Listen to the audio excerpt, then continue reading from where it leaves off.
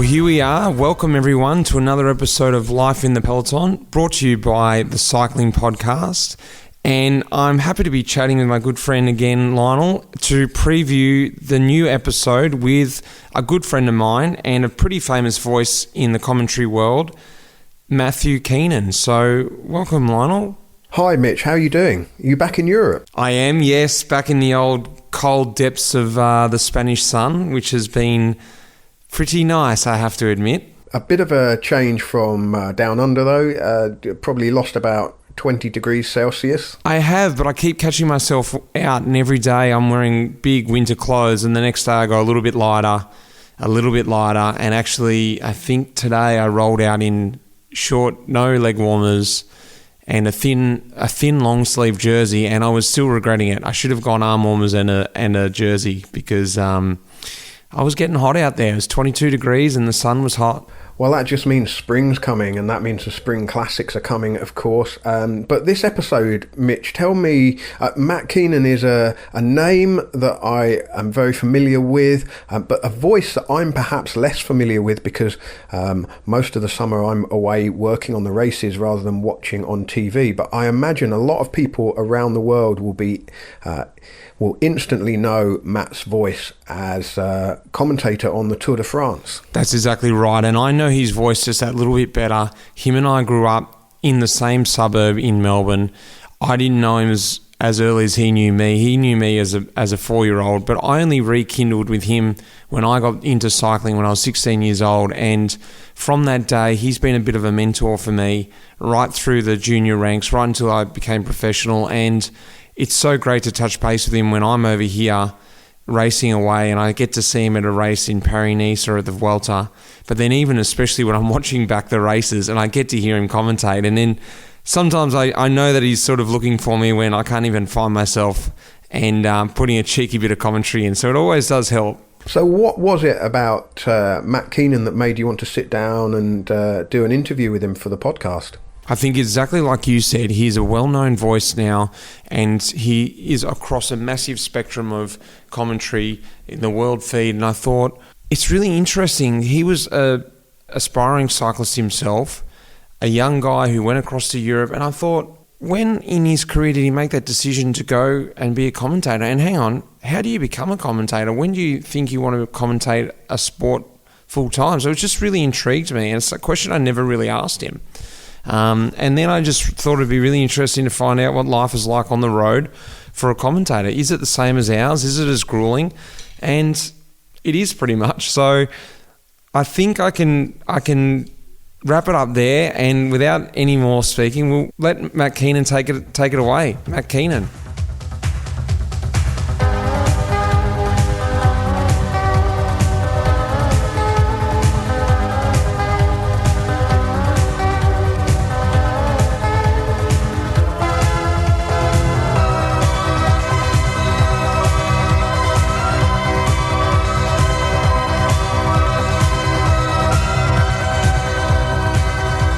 Well, it is pretty good that we're sitting back in Rosanna, considering you're a Rosanna boy, I'm a Rosanna boy, and we're back in the hood recording a podcast together. This is where a lot of my cycling journey started, because I grew up around about 500 metres away from the house where you grew up, and a lot of my early bike rides, I'd get home from school and I would come to a guy directly across the road from your house, Darren Campbell. I'd meet him at 4:30. Your dad would come with us as well, and we'd ride up around Mont Park. And Graham Carlson, the mechanic, he'd be there as well. So I think you were probably 4 years of age. I probably first saw you when you were 4 years of age, and I'd go for rides with your dad, who would tell stories that would never allow the truth to get in the way of a good one. He put so much mayonnaise on his stories, your dad. But when I was 14 or 15, I was wide-eyed on my bike and I thought they were the best. I can't believe Dad was still like that back then, but obviously he was, and I can see myself becoming more and more like Dad these days, and you think, uh-oh. Particularly with the Mo. And now with the Mo, people see you and they go, Junior Boots. Boots Docker. Well, let's get into your history, because what I want to talk about is we've got Matt Keenan on the podcast today, and Matt Keenan is now, I would say, the number one English commentator for the world. Would that be correct? In terms of distribution, yeah. In terms of because I do a lot of work for ASO, the company that owns the Tour de France. So for the Tour de France, Robbie McEwen and myself, we go to about 48 different networks. Yep. In terms of, number one, in terms of who is the best, that comes down to people's taste. There can be a band that you like that I think's horrible. Yeah, there can be a band that I like that, that you think you've just got bad taste. But in terms of distribution, yeah, probably. In terms of the voice that gets heard the most. Yeah, yes. So Robbie and I, our commentary for the tour, we go into all the English-speaking nations or networks in Africa. We go into New Zealand. We go into Canada. In the US, you've got two options. You can have it on NBC on the telly, where Phil Liggett is still the lead, and he's the benchmark for commentary in cycling, without question. And sadly, no longer with Paul Sherwin, now with Bob Roll. Or you can listen to NBC Gold online, which is ad-free, and that's with Robbie and myself. Ad-free. Yeah. Well, what I want to say is, okay, now you're at the pinnacle, the top of the mountain where you're at this moment. Wind it back, right back to where we are in Rosanna. How does a boy who was cycling back then come through the ranks and then aspire to be a commentator of all things? Because I think, and from what I've understood about your past, is you had the aspirations as a lot of juniors to ride the Tour de France. Yeah.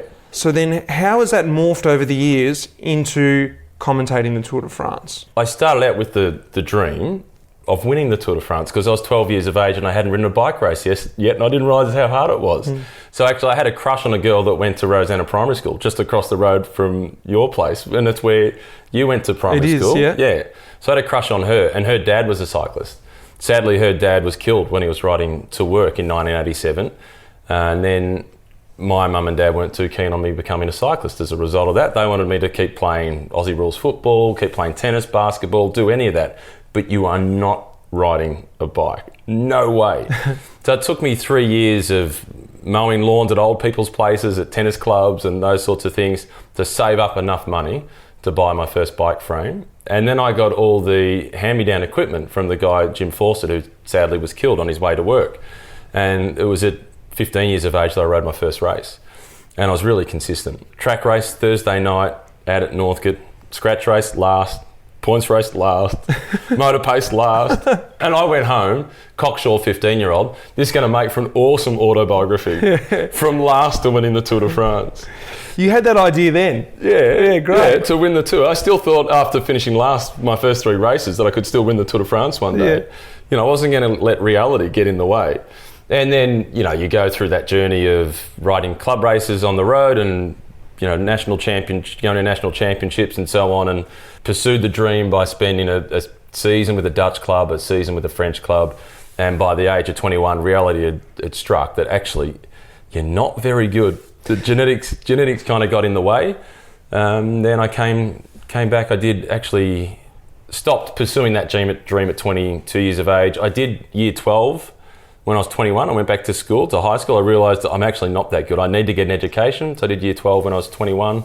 But just to interrupt, just before you go on to the next phase, because I think it was maybe a little bit more of a harder decision than that, from what I understand, is because, yes, you spent some time overseas in Europe. And yes, from what I understand, that first year in Holland was hard.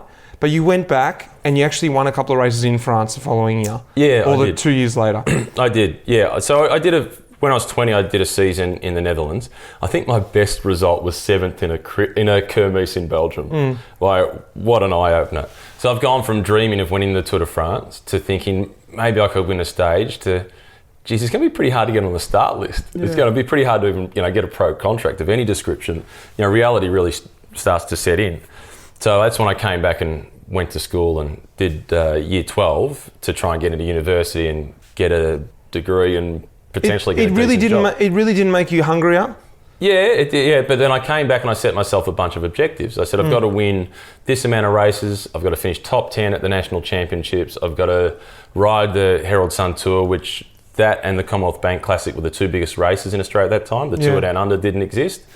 And to ride the Herald Sun Tour, you had to qualify by finishing top 10 at what was then called the Tattersalls Cup, which is probably equivalent to what is the National Road Series now. And I finished 5th in that, equal 5th with Matt Wilson, incidentally, who rode the Tour de France a couple of times.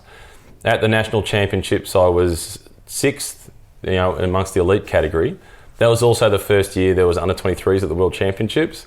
I was the first under 23 in the national road race, but there was no under 23 national championship. So my mates take the mickey out of me as the unofficial first Australian under 23 Yeah, champion. right. Nice. I'll take that. It was pretty cool. And then that I said, okay, well, I've ticked enough boxes. I can justify another go overseas as an amateur. So then in 97, as a 22-year-old, I had another go in Europe as an amateur, and I set the target, I've got to win 4 races to justify continuing to chase this dream. I won 2, I had a couple of second placings, a third, and a few other top 5s and top 10s, but I hadn't met my objectives. So I said, okay, the dream's over. Wow. Go to university, get a real job.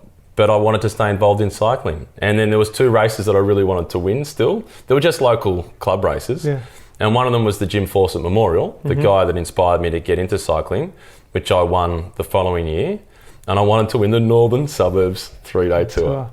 And I finished second that year. So I said, oh, well, got to keep going. So I went the next year, and I won it the next year, and that was the last race I rode. Wow. Yeah, you've won that race. I have, yeah. Will Walker's won that race. All the big stars. Yeah, the Sansonetti brothers, who are famous in this area, both, multiple Olympians, and they carried the flag for the closing ceremony in the 78 Commonwealth Games. They've also won that race too and raced out there. Yeah. It's interesting because, and from what I've, in doing my little bit of research for you, I was trying to find, because I've known you since the end of that closure. Yeah. And that next phase of your life, and like you said, yes, we did meet when I was 4 years old, but I didn't really know you then.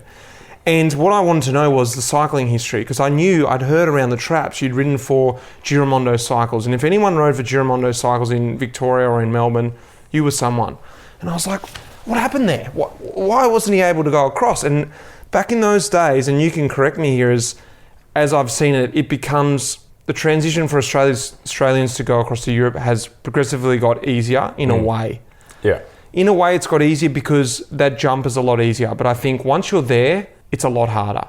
Previous to that was to make that jump to Europe was really, really difficult. But if you could suddenly get to Europe and make it because you'd done all the hard work to get there, you were always going to stay there. And I was like, why wasn't Matty able to make that jump? And I can tell you why. Yeah. I wasn't good enough. But I've heard the differ is that, you came back and you're a new man when you came back, and I love that discipline, that you had your goals set, and if you weren't going to reach those benchmarks, you didn't.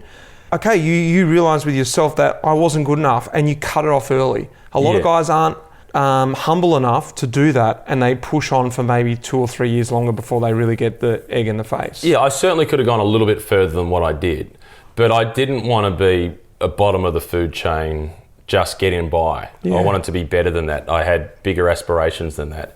And if I wasn't going to be successful in that pursuit in life, I wanted to be successful in something else. Nice. And I also had aspirations of working within the political sphere and being a speechwriter and those sorts of things, and a media advisor within that. So I threw all my energy into that. And then there was those couple of club races that I still wanted to win. The reason for me not making it to become a pro cyclist wasn't a lack of opportunity, and it wasn't because it was harder or easier then than what it is now. I just was not good enough. I have no regrets. There's nothing I could have changed or done differently for me to have made it. It's mum and dad's fault. I don't have the genetics, and there's no shame in that, right? I learn a lot from it. It's given me a great education in discipline, and if you don't work hard, you get dropped pretty early in a bike race. If you work really hard, you're half a chance, and you can now apply that to everything else. So I came back and I threw that energy and that discipline that I'd learnt from cycling into that next phase in my life, which was starting university as a 23-year-old. And then whilst all the other kids at university were there and enjoying university life, I was volunteering, doing work in the job that I wanted after university, so I could get some runs on the board, because I felt like I needed to play catch up, because I was going to be competing against people that were 4 or 5 years younger than me when I'm going for my first job. Yeah. So I needed to get some more runs on the board. So I just threw all the things that I learned from cycling into the next phase in my life. And what were you studying at university? Was it journalism then? It was public relations with a major in marketing. Okay. So professional spin doctor. Yeah, right. Basically. But I wanted to stay involved in cycling. After I'd finished university and I was working at, just in a government department, writing speeches and doing marketing for various was in a sport and recreation, then I was in the Department of Education, then I was at WorkSafe Victoria trying to stop people from getting injured at work or help them get back to work after they were injured. There was an advertisement to be a co-commentator with Stewie Doyle at what was then Vodafone Arena, the multi-purpose venue in Melbourne. I thought, that'd be pretty cool. That'd be a fun way to stay involved in cycling. So I applied for it. And had you done any commentary before that? No. And had you done any public speaking? No. Right. And so what everyone fears, and I think most people have this, is public speaking's hard and it's scary. What made you want to jump into that? Just the pure connection to cycling? Yeah. Just the whole cycling thing, and I like sharing something that I'm passionate about. Maybe because I'm a middle child, I don't know, a cry for attention, one of 7 kids, and I'm sandwiched there in the middle. There was the advertisement, I thought, yeah, that'd be cool, and it was a voluntary job, wasn't getting paid. And I went to do this interview, and there was 8 guys around the table, it was Cyclist International, and the other person that went for the job was Robert Crow. Yeah, right. And Crow is a fantastic guy, and way better bike rider than me. Multiple Australian champion, Barcelona Olympian. Like, he'd beat me with one leg. He's walked out and I've walked in. And I've sat down and they've said, well, we've just had Robert Crow in here. What can you possibly bring to the table that he can't? Because he was a much better bike rider than you. Yeah, right. Fair question. And then I responded with, who was a better bike rider? Phil Anderson or Paul Sherwin? That's a stupid question. Phil Anderson, at that point, was Australia's greatest ever road cyclist, certainly. They said, oh, ridiculous, Phil Anderson. I said, yeah, I agree. Way better than Paul Sherwin. Who's a better commentator, Paul Sherwin or Phil Anderson? And Phil had done a little bit of commentary at that time, but Paul's, the best broadcaster as an ex-athlete that there's been so far. And they said, okay, we'll give you both a go. So both Crowe and I were used on that first night. It was the Melbourne Cup on wheels, and Richard England won it. Yeah, and I remember Lee Howard racing in the under-15s, and he dominated the under-15s that night. Great. I remember that Melbourne Cup. Stewie Doyle was the voice of cycling for me back then. Me too. Yeah. And you used to race. You'd race the track, and a lot of the time I'd race the track knowing that I couldn't win because I couldn't sprint. And I'd think, how can I get Stewie to say my name? And Stewie Doyle, a lot of people wouldn't have heard Stewie Doyle commentate, but in my opinion, he's the best venue commentator I've heard. And I learn a lot from him. Why? What makes a good venue commentator? It's different to TV, and it's bringing the audience in, and he was a real stage performer. Being a TV commentator is different to commentating radio, and it's different to being an MC, or it's different to doing an interview. And a venue commentator, that engagement with the audience. And Stewie's he had the timbre in his voice. Yeah. And he engaged with the riders as well. Yeah. And he was awesome commentator. He's a great guy. He's retired down in Port Arlington, still rides his bike a little bit and plays a lot of golf. Awesome guy. Chute à l'arrière du peloton, cycling podcast team car at the back of the pack, please. That's the voice of Seb Piquet, radio tour at the Tour de France, interrupting Mitch's conversation there to remind me to tell you that this episode of Life in the Peloton is sponsored by HelloFresh. HelloFresh makes cooking from scratch easy and convenient, delivering fresh, quality, portioned ingredients to your door so that you can get on with cooking dinner and save yourself some time. And HelloFresh is offering you 50% off your first box and 35% off your next 3 boxes at hellofresh.co.uk with the code CYCLING. Now, I've been joined by Richard Moore, a familiar voice to listeners of the Cycling Podcast, and you're a HelloFresh customer, aren't you, Richard? Yeah, sorry to butt in here, Lionel. This is unfamiliar territory for me here. Have I been invited to do this because I'm such a renowned gourmand? Is that what it is? Absolutely, yeah. What are you knocking up this evening? Well, nothing. I'm waiting to be served my dinner actually this evening, but that's another story. But I've been a HelloFresh customer for quite some time actually, and there are several things going for HelloFresh. Variety, you get 21 weekly recipes to choose from.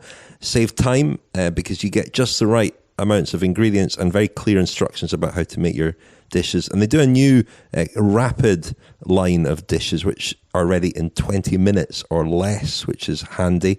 They're convenient, obviously, no planning, no shopping, no food waste because you get just the right amounts, as I mentioned. And I really enjoy it. I've moved on to a vegetarian box. They got some really nice vegetarian recipes, use herbs very well.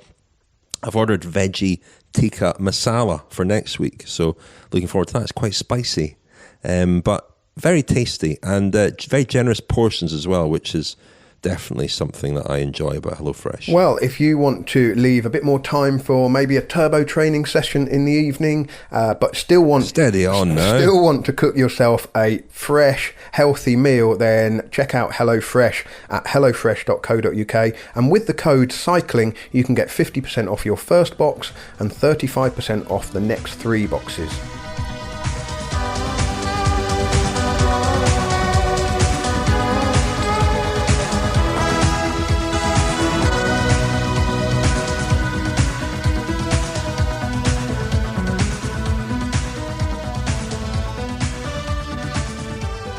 Well, because run me through now, because the next phase for you, and this is where I guess I was introduced into where this part of your life, and I met you down at this race called the Billanook Tour, and you were calling it was an under 19 selection race, or even just a state race, a very low level race.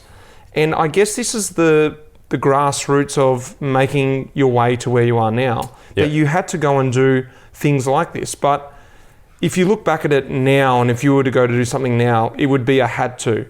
But at the time, it probably was an opportunity, and maybe even you felt nerves towards calling such a race, or you weren't used to it, or cutting your teeth in something like that. What was it like coming through? Well, that first time commentating, I was so nervous. Yeah. It was a Saturday afternoon, or Saturday evening, early Saturday evening, 7 o'clock start. I lost sleep Friday night. My Saturday was miserable because I was so anxious about that public speaking engagement. But then the adrenaline from it, I thought, oh, this is really cool. I like this. And then I had the ambition of maybe one day I could commentate on the Herald Sun Tour. That was my ambition. On television or live at the race? Just venue. I just wanted to have that as my hobby, as my ongoing connection with cycling, whilst I did a real job, to stay involved in cycling, to be like Stewie Doyle and commentate on the Herald Sun Tour. And then I went and commentated on whatever bike race I could. Yeah. How else do you learn? Yeah. And I would go down to Warragul, commentate under 15s, under 17s, B grade under 15s, scratch race is the hardest bike race in the world to commentate on. Why so? Well, because the audience is mum and dad, right? So you don't want to upset mum and dad. Secondly, well, they haven't done anything, so there's nothing to talk about when they're just floating around, and there's no one there, so there's no atmosphere, and you feel like you're not talking to anyone. So why on earth am I doing this? It's a great learning ground. It's also way better to make all those mistakes, and you always make mistakes. Every single day you open up your mouth, you make a mistake. It's better to make those mistakes in front of a small audience than have your first time in front of a really big audience and make those really amateur mistakes. Then, 12 months down the track and so on, really was enjoying it more and more. And I thought, actually, maybe I should have more of an ambition than just the Herald Sun Tour. And I'd given up on the dream of going to the Tour de France, obviously, a number of years prior. So I gave up on that dream in 97. By this stage, we're in around about 2003, 2004. And I thought, maybe there's more than one way to skin a cat. Sure, I'm not going to win the Tour, I'm not even going to ride the Tour, but maybe I can go to the Tour. So I threw myself into it. Let's see how far we can take this. So then I volunteered at community radio every Saturday morning, volunteered at every track race or road race I could get to. And that's when I was out at Billanook, standing on the side of the road with a microphone and, one audio system that there was maybe a dozen people that could hear, just keeping mum and dad up to date on what was happening with the time trial, who was in the breakaway, etc. It's 3 or 4 years without really getting paid for any single event. Were you enjoying these low-level sort of commentary gigs, or was it sometimes a bit of a hassle? Oh, it was a bit of a hassle because I went for around about that period where every bit of annual leave that I had, I took to go to a bike race and commentate on. So I went to the Bay Crits where I was commentating on the Bay Crits, just doing the support event. Phil Liggett was doing the elite event. I just did the support event, but I had to pay for my own accommodation the first year to go and do it, and I wasn't getting paid to do it, but I wanted to go and I wanted to learn. Yeah. So it was the same as when you started racing. Yeah. You weren't getting paid to race when you first started racing. No. The same in commentating. I wanted to learn. What better way to learn than to practice? So the more I could, like when you were a kid, the more you could race, the more you could develop. The more I could commentate, the more I could develop. So I went to all those events that I possibly could. And it wasn't about the income because I had a real job that was providing with a reasonable income. but I wanted to see if I could work out another way to skin the cat and get to the Tour de France. So I threw myself in everything I could. And those smaller races are harder to commentate than bigger races. Yeah. Because they're athletes that haven't done anything yet. So there's no background. It'd be hard to know who they are. And you don't know who they are. So rider ID is really hard. Yeah. And so you just mentioned there Phil Liggett, because that would have been a nice little opportunity. Was that the first time you got the experience with Phil Liggett there at the Bay Crits? In terms of working with him, yeah. So I was doing this first year I did the support races, and we didn't really have much interaction. And then the second year I was just down to do the support races, and then Phil was listening and watching, and he invited me up on stage for the last stage to commentate with him. Wow. And then that was pretty cool. It was a big moment. Yeah. And then the next year, the third year, I came back and he invited me to commentate the whole thing with him, and he took a bit of a shine to me, and he and I got along really well. And then it was 2006, I got to do the Commonwealth Games, the world feed for the Commonwealth Games. That was my first really solid TV gig. Who was that with? That was for the world feed. So that was for any network that didn't send their own commentary team. Oh. They took my commentary, and I was working with Anna Wilson. Oh, wow. Who was former world #1 cyclist. She won the World Cup in 1999 and 2001, I think. So her and I, we got to work together. I managed to do the Sun Tour in 2005, so I achieved that. I commentated on the Sun Tour in 2005. And I did TV there, but we did highlights packages. And I was a co-commentator, not lead commentator. I was a co-commentator. Yep. For memory, David Colbert was the lead commentator. Okay. And I was the co-commentator, but not really as an ex-cyclist. Even though I'd ridden the Herald Sun Tour, I don't go in as a commentator as an ex-cyclist. I come in as the journalist, as the commentator, and then you've got somebody that actually was a proper pro bike rider who is the expert. And that's something I want to get into as well, the roles in commentary, and I want to get into the nuts and bolts of it. But before we get into that, from what I understand, your step across then to Europe was through that connection through Phil. Yeah. And he wasn't able to commentate over in Qatar. Yeah. And then he was able to give you a position over there. Was that then the road to... It was. The path? Yeah. From Qatar, who did you meet in Qatar that sort of started opening the doors to Europe for you? Well, in 2007, the Tour of Qatar and the Tour of California clashed, because Tour of California then was still at the start of the season. Right. And I'd also done a few things with Paul Sherwin without meeting him. I had a huge amount of respect for Paul, and I used to host a radio show called First Off the Bike on SEN, which was cycling and triathlon. And I, wanted to interview Paul. So I interviewed Paul a couple of times. And one time was similar to this, this is your lifestyle interview, and then a couple of other times about what was happening in cycling at that point. So I developed a bit of a relationship with Paul before I'd even met him. And then ASO had contacted Paul and Phil to see if they were available to commentate on the 2007 Tour of Qatar. And they said, we're not, we recommend this guy. So they recommended me to ASO to commentate on the Tour of Qatar. And the strength of their recommendation, ASO had never heard of me. They said, okay, give him a go. And they sent me an email 2 weeks before the race. Wow. To see if I was available. Would you have to check your annual leave quickly? I didn't even, I just said yes. And then I went into the boss. And I went into my boss and said, look, I've got this opportunity to do this. And he was awesome. He was really supportive. He said, go for it. And so I took that annual leave and went and did it. And then I got there and they said, for the last couple of years, we've used a different guy as the warm-up back to Phil and Paul at the tour, that lead-in before 80Ks to go and you hand over to Phil and Paul. So consider this an audition for the Tour de France. And in case anyone doesn't know, the ASO is the organisation who run the Tour de France, and they run also sort of the races that they run the rest of the year are very, very well-run races. They did the Tour of Qatar, which doesn't exist anymore. They also took over the Vuelta a España now. They do Paris-Nice. They just do a little branch of racing. Not a little, they probably do half of the calendar of racing. And if you understand the difference between the organisation and the races, when you race as a rider, you can just feel who's organising the race. The ASO is very well organised, even down to things with the motorbike police, the commentary, whatever it is. So, like Matt, to put the weight on, this is an interview or a trial run to maybe work at the Tour de France. It was like, whoa. This is a long format interview. Yeah. So I got there really nervous, obviously. And the first day gone into commentary and I was really anxious. And commentating on your own is really difficult compared to commentating with somebody else. And because I was so nervous, I did a really bad job. And then afterwards I said to them, did you have a chance? Why was it a bad job? Now you can probably judge that. Did you know at the time it was when you're bad? nervous, you talk too much. Okay. Yeah, you don't let it breathe. You talk too much when you get nervous. And you do as well. If you're on a first date with someone, you really like them, like you talk too much. Yeah. You need to shut up every now and then, give them a chance to talk. And I did that. I spoke too much, spoke too fast as a result as well, didn't let it breathe. There was no light and shade. Anyway, I said, did you have a chance to listen today? No, we had a few technical problems. We didn't hear any of it. Oh, yes. Bingo. Awesome. That's great. Okay. And then by the end of the tour, I got no feedback from them. And I thought, this can't be good. Got no feedback at all.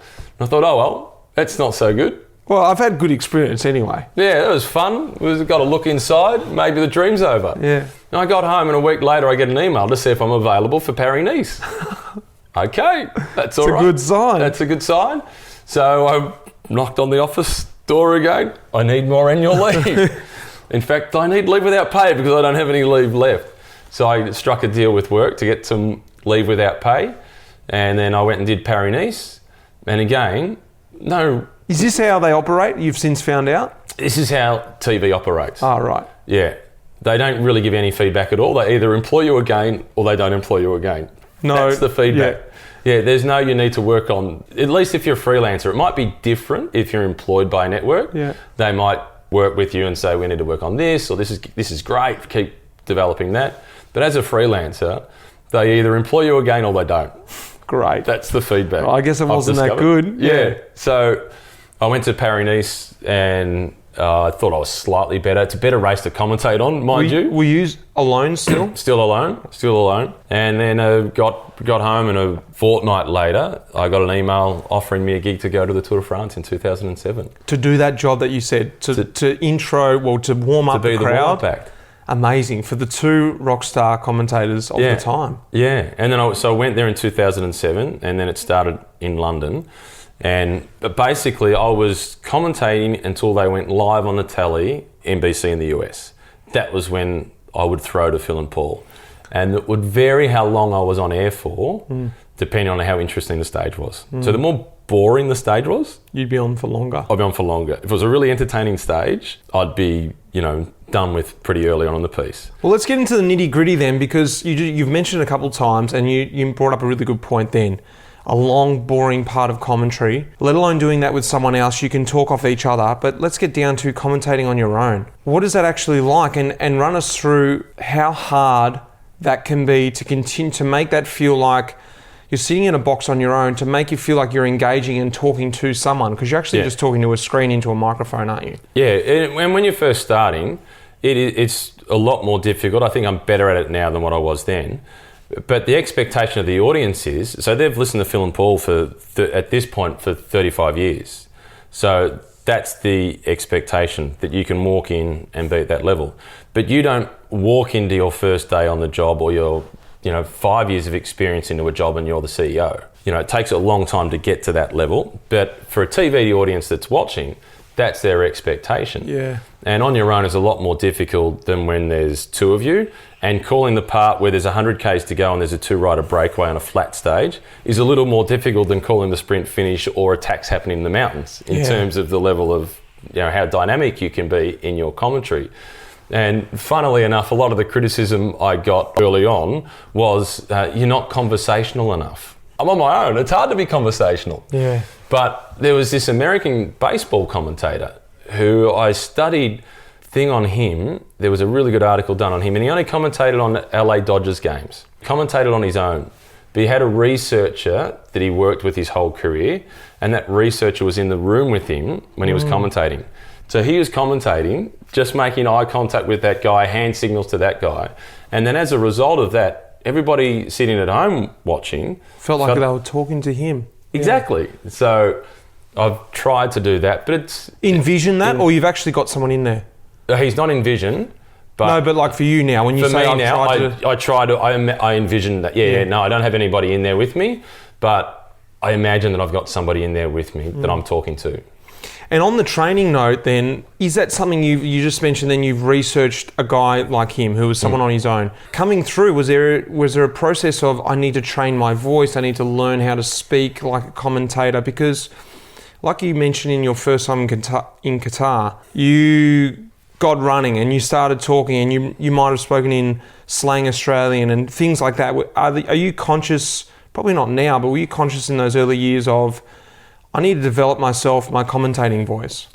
Not so much my voice, how I sound, but certainly conscious of not using slang and not using cycling slang, particularly during the tour. You can get away with a bit of cycling slang in, say, the Tour of Flanders or Paris-Roubaix because it's a hardcore cycling audience, but not during the Tour de France because it's a whole bunch of people watching that's the only bike race they watch.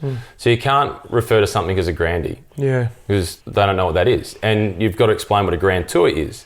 And you've got to use other sports as a reference point. Cycling's got 3 Grand Tours like tennis has got the 4 Grand Slams.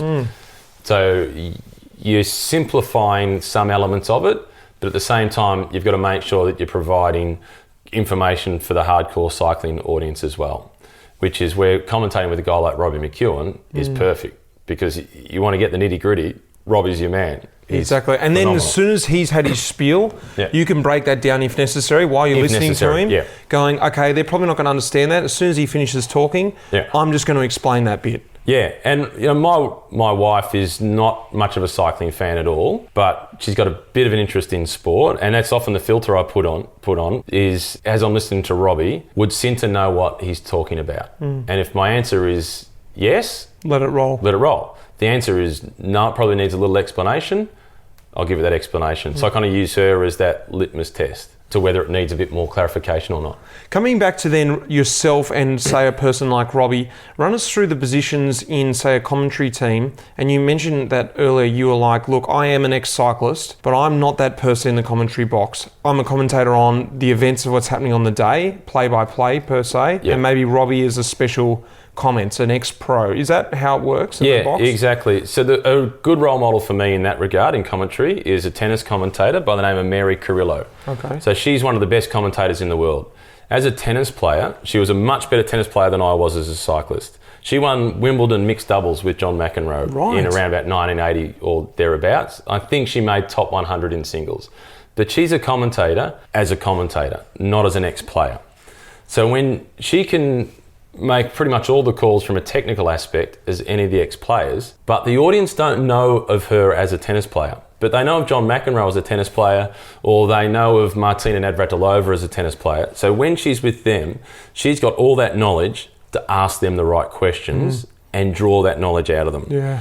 People that are watching, I have no credentials as a cyclist. And what I did on a bike... Apart from the 3-day tour, of course. Yeah, the Northern Suburbs 3-day tour, which doesn't quite count when you're at the Tour de France. So I don't have any credentials as a cyclist.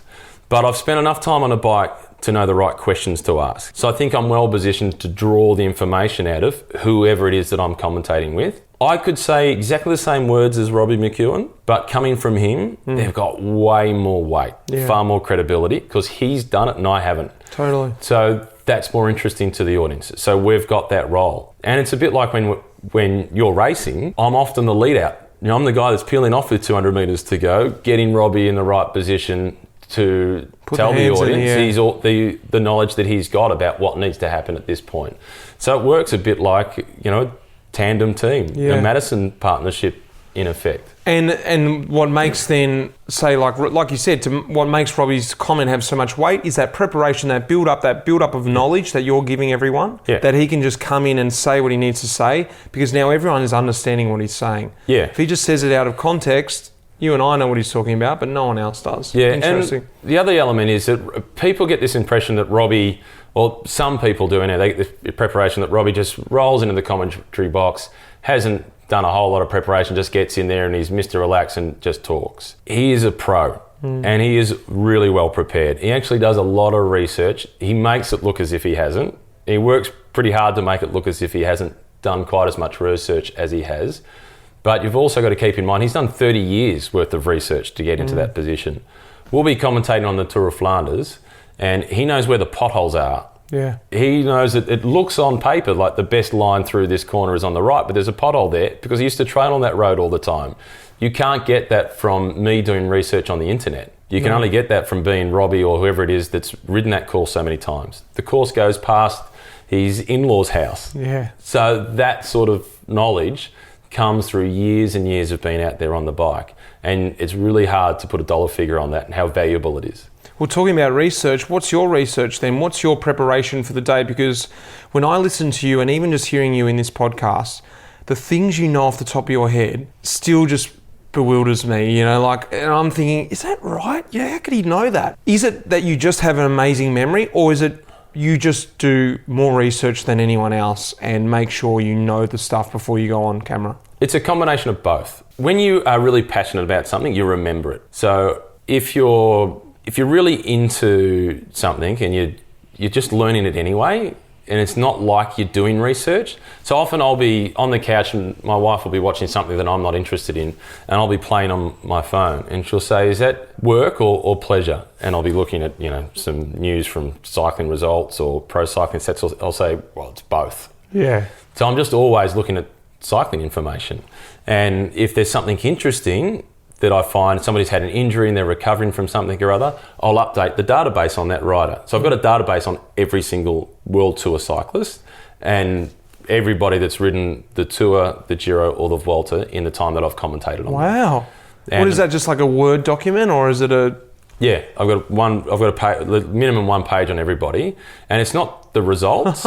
So because you can get the results off Pro Cycling Stats, it's the stuff that you can't easily find on the internet. So I'll listen to your podcast regularly, and there'll be a little snippet from Sam Bewley or Luke Durbridge or something or other that you can't find on the internet, and I'll add that to my notes. Interesting. So there's those. When did that start? When did you start developing this database? Day one? Day one. Really? Yeah. You had this idea, you're like, I need a database. Yeah. So one of the things that I used to do, that I used to put on the screen, after that first time at the Tour of Qatar, when I knew I spoke too much, I put a note on the screen, 1 point at a time, light and shade, add value to the pictures. So the first one was like, when you start something, finish it. The second one was just, keep it 1 point at a time, let it breathe, let it, give it a bit of oxygen, and don't tell people what they're seeing, they can see it. Tell them why they're seeing it. Okay, give us an example of that last one. So you'll be on the front, you're riding on the front for 100 kilometres, chasing a breakaway. So I can tell people that Mitch Docker's on the front and he's riding at 38 kilometres per hour. The breakaway's at 3 minutes. Okay, so what? Why is he doing that? Well, Mitch Docker's on the front because you've got who's your best sprinter? We had Sasha Modelo this year. Modelo this year, yeah. Because Sasha Modelo's a chance to win the stage today, and this is going towards his hometown. And normally it wouldn't be Docker who's doing the lead out, but he's been a little bit. Well, normally Docker would be involved in the lead out, but he's on the front today because he's been a little bit sick, so he's not going to be able to do that job later on. So you're trying to explain why that person is on the front, what their job normally is, the purpose of them chasing, who else should be chasing, but they're not. Maybe the team wants to negotiate with that team to get somebody else up. Do you speculate in that situation there? Speculate, for instance, you might not even know why I'm on the front. You're like, okay, Mitch normally does the lead outs. I don't know if he's been sick. I don't know if he's crashed. Why else would he be there? I'm just going to have to speculate. Or do you try and stay out of that just in case you put your foot wrong? No, if I don't know, I will say that normally Mitch doesn't play this role. Normally Mitch plays the role of being involved in the lead out. I'm curious to see him on the front. Something else is going on. Yeah. Yeah, I won't say, unless I've spoken to you and I know that you're sick or something or other, I won't make that assumption. I'll leave it as a question like, this is odd. Have you ever been caught out by making assumptions and in a situation like that, and then not necessarily caught out in the media, but just caught yourself out? For instance, you go, look, this is going to be a nothing stage, there's not going to be any attacks, and the next thing, 1 minute later, there's a big tack and the whole race explodes and you just look like an absolute idiot. There's not an example that I can think of, but absolutely there would have been. And that's the beauty of sport, is not being able to predict what's going to happen. And that's one of the challenges of commentating, is you make mistakes every single day, and you're doing it in a public forum. So there's always going to be people there to correct you. You've got to have thick skin, obviously. It's the equivalent to if you've got a normal job and you get a performance appraisal every 6 months, but you're getting a performance appraisal every single day in a public forum. Continually. At the time. You're getting tweets come in and whatever. Yeah. So when I'm commentating, I turn notifications off so I don't look at it, because I know when I've made a mistake. Yeah. And you get plenty of free advice when you're in this job as well. Once people stop talking about it, well, then you know that the sport's not very popular and we're dying away. It's good that there is that level of engagement and interest.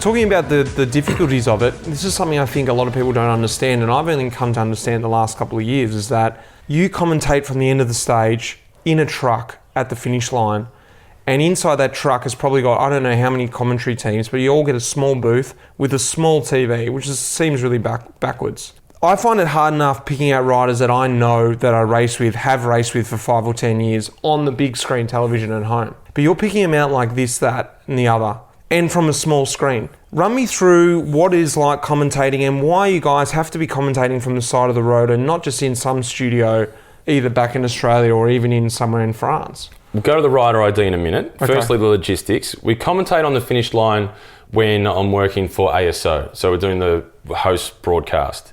And then often, say for the Vuelta, for example, we commentate from the finish line, then we go to another truck and we do a 26-minute highlights package.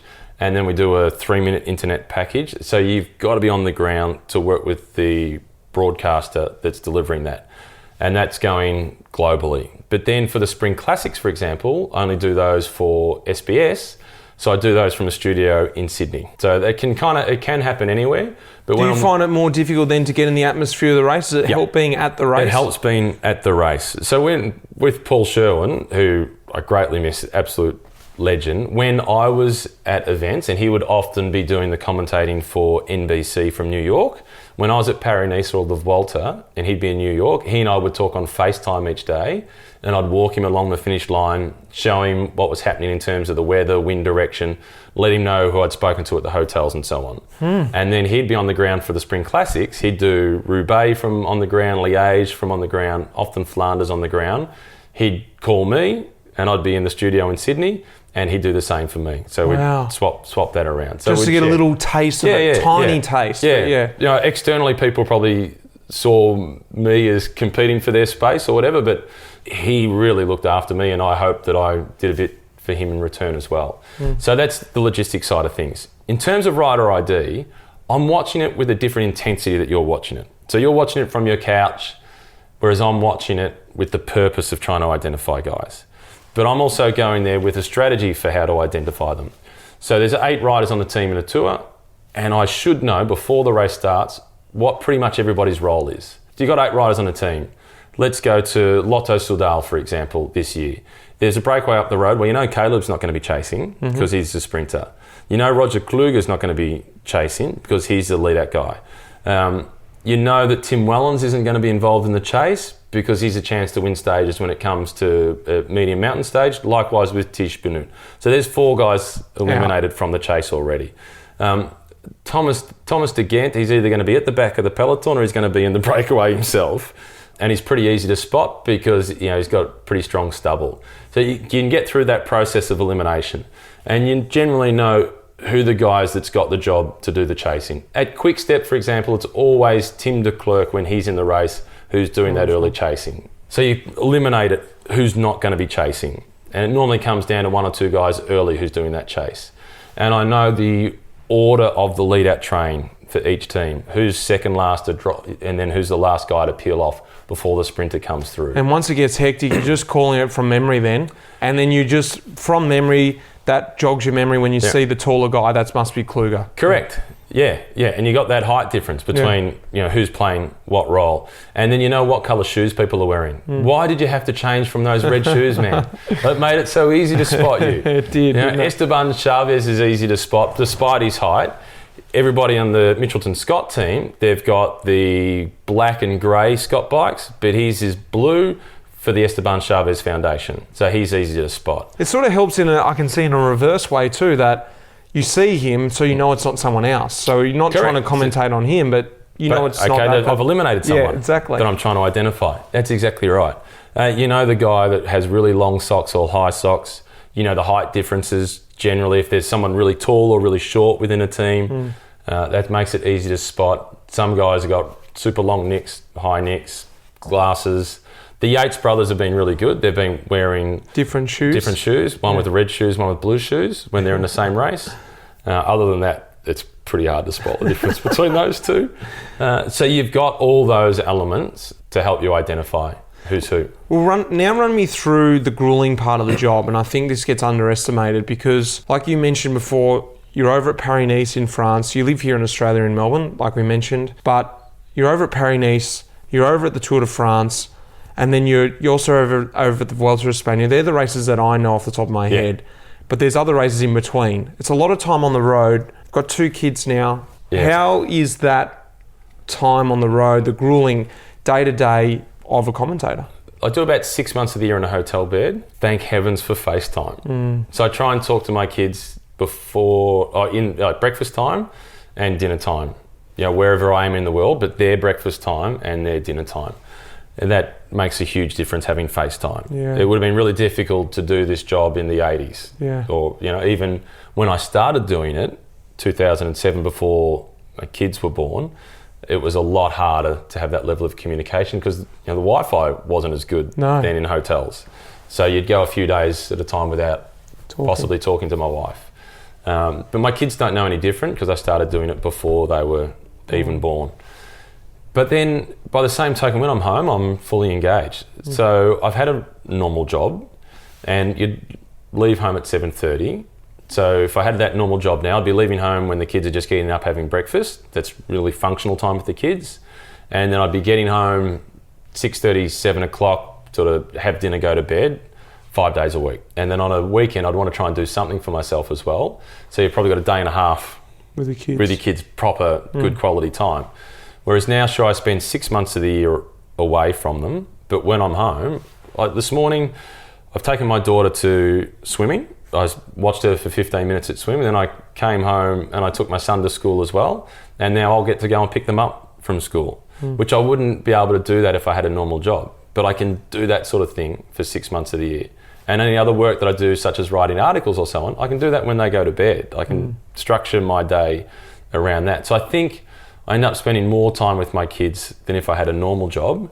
It's just not in the traditional format. Yeah, and so like you said, it is grueling, but in a way, if you structure around right, it's the right life for you at this moment. Yeah. But I'll take you back to the tour though. So I went to the tour in 2007, right, for the first time. But I still didn't feel like I'd made it to the tour, right, in terms of skinning that cat. The time that I felt like, okay, I've achieved that goal of commentating on the tour was the first time that I got to call stage finishes at the tour. So it was 10 years of just calling the first 10Ks sometimes, the first 30Ks, up to around about 80 to 100Ks to go, was when Robbie and I got to call the stage finishes, which for the first time, that was in 2016. That's when I felt like I'd worked out a way to skin the cat. On the back of that, do you feel now that you really do understand the sport as a cyclist in terms of you're there, you're watching it, you're in the heart of it? For instance, when you're at the Tour de France, you're talking to pros, you're talking to directors, you're commentating, you're watching the race every day. Do you feel like if you physically could do that tomorrow, step in and race at that level, understanding the way that we're racing in the Peloton? Or do you have a different feel? I've never thought about it from that perspective. Yeah. Put me on an e-bike and see if I can survive within the Peloton. Yeah, because I don't think anyone else knows it unless they're racing it, right? But you're the closest thing from not being a professional that I think would understand what we do. Yeah, I think I've got a good understanding of the sport, which enables me to ask those right questions from my various co-commentators that have been there and been in the Peloton. And in terms of my respect for you guys that are in there, I always say I've covered X amount of tours, whereas, others say that, I've done, Robbie has done X amount of tours, where I haven't done any tours. Yeah. I've covered the tour, and it's vastly different. I think, I'd trade covering 10 tours to have ridden one. I don't know about that. Yeah, I've just got an enormous amount of respect for anybody that makes the start line. Yeah, I don't know. I can't answer that. I can't answer that. Yeah, I think I was reasonably competent in terms of being able to handle my bike as a cyclist. And I just didn't have the engine, but riding with an e-bike is... On that then, have you noticed a change in the way racing has changed from the year you started commentating until now, or have you not noticed a drastic change in the way people are racing?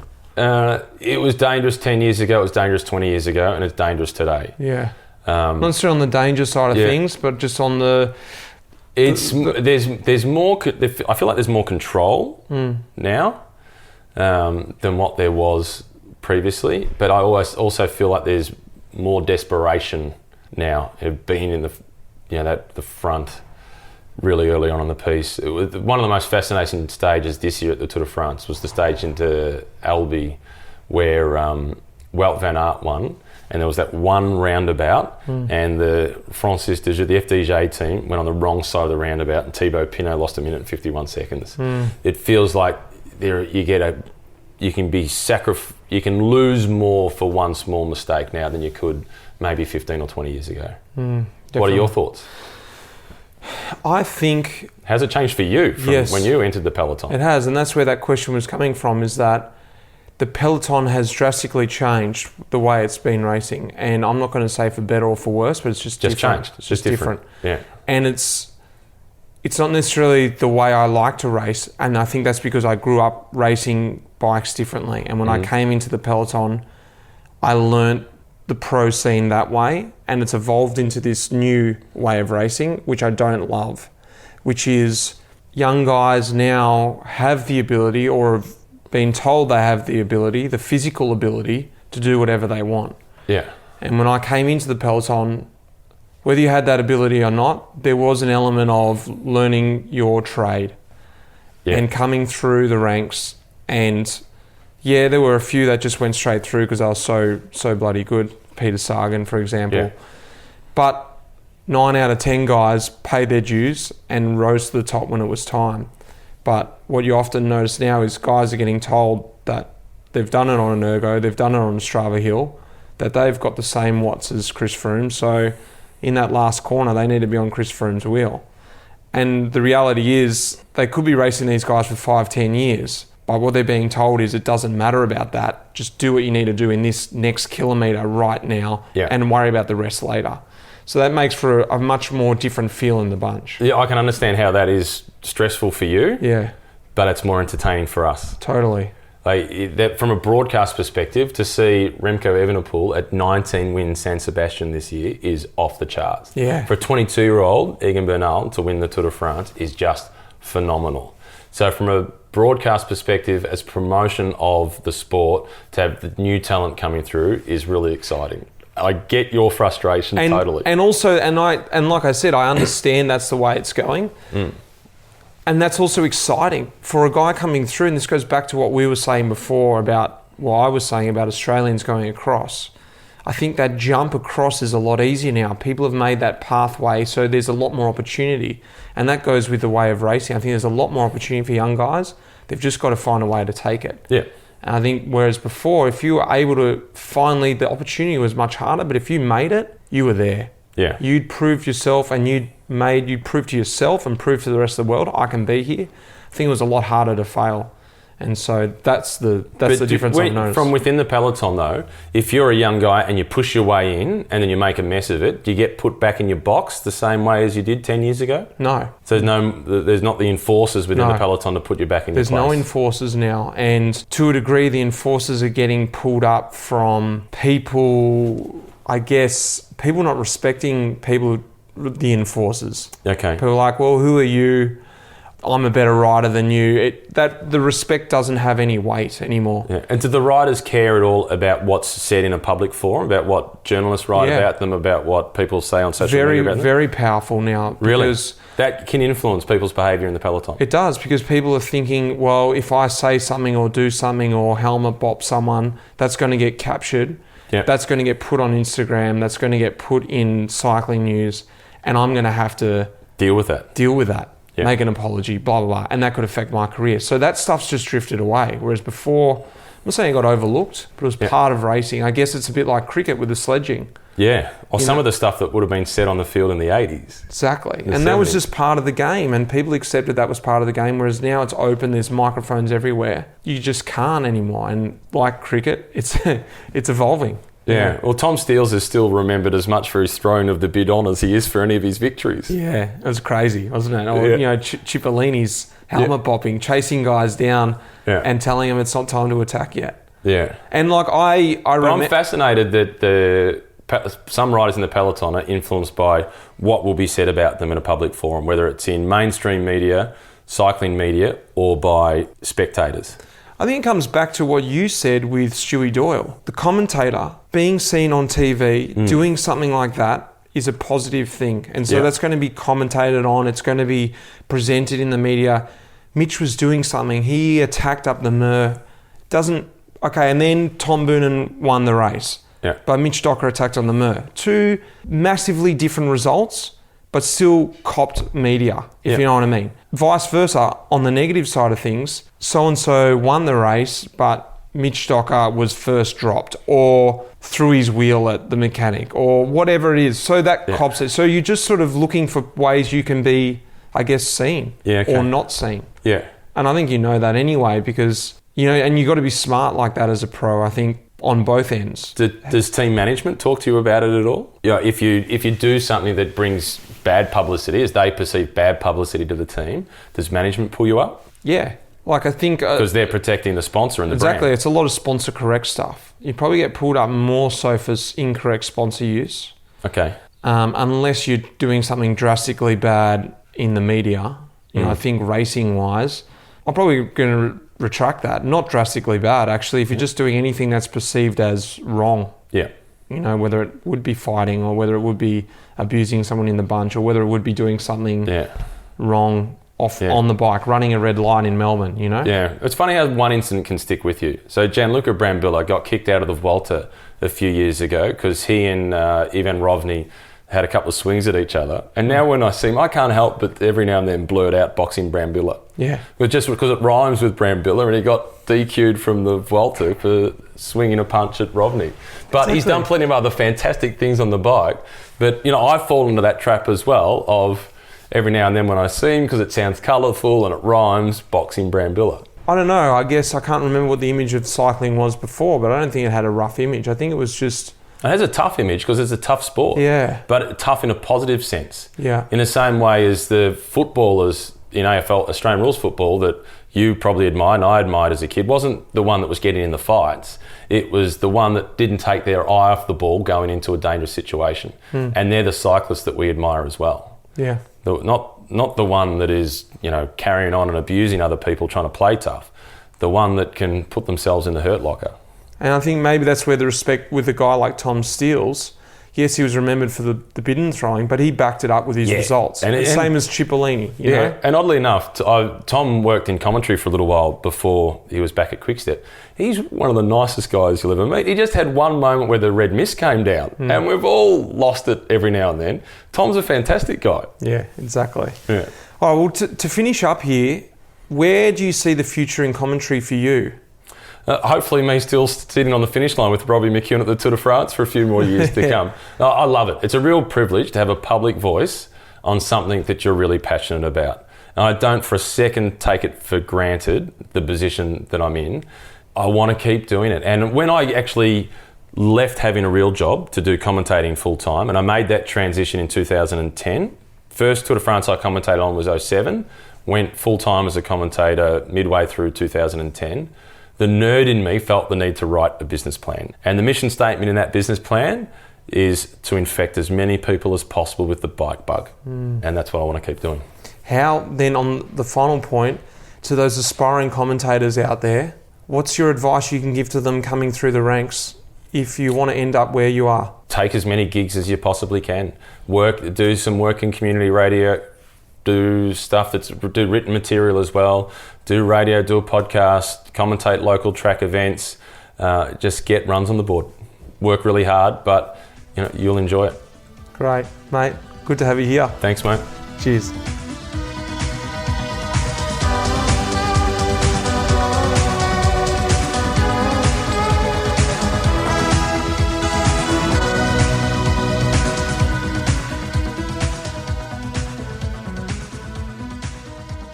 Well, Mitch, it's probably fair to say that Matt Keenan's experience of the Tour de France is closer to my own than it would be to the riders, because I'm in the media as well, so I kind of know the rhythm and routine of Matt's day, and I suppose his self-effacing nature at the start of your conversation there, admitting that he wasn't good enough to get into the sport that he loved. I think there's a lot of that in press rooms and commentary boxes, not just in cycling, but in a lot of sports. If you're not good enough to actually make it into the pro ranks, the next best thing is working in the media, I think. The thing that I loved about that is what I think a lot of people struggle to do, and I'm assuming I'll probably struggle to do it, is finding that moment to actually call it. And it sounds like to me that he just went, I've got to nip this in the butt, call it before it lingers on too long, and start a new career path. And ultimately that's got him to where he is now, which is such a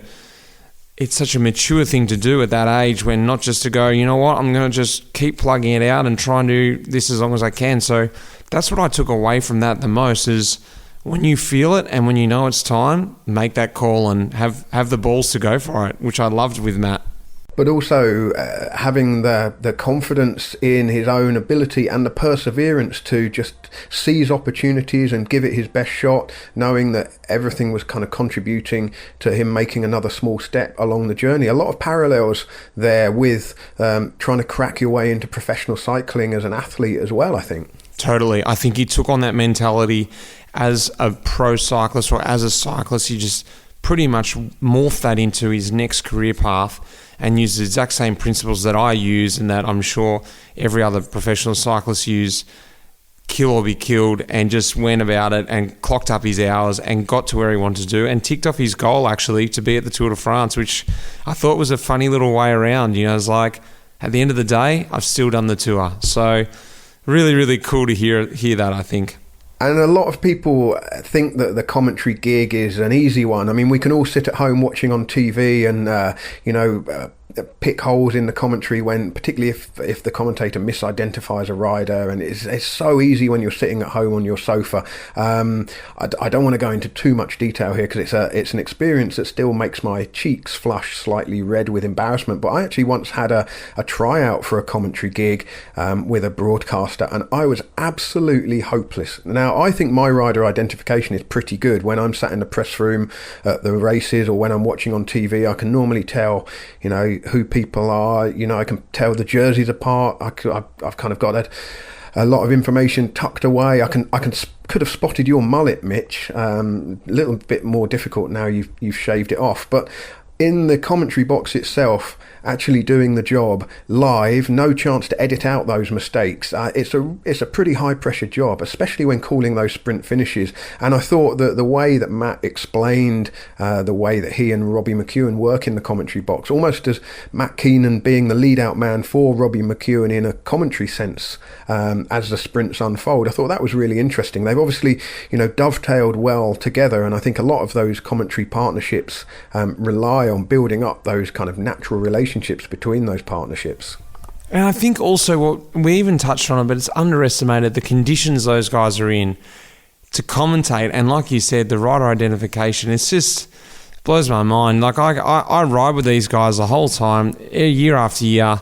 I'm in the Peloton with them, and then when I watch at home on my, 4 meter wide flat screen TV, I can't even pick them out either. So it really is amazing, and I think it's just a fantastic thing that he was able to make that jump, like I said, and just it seems like he's really living the dream, and he's on the road that many days a year like we are, but still loving it. And as you can see with a guy like Phil Liggett, there's potential to go on there for years and years and years.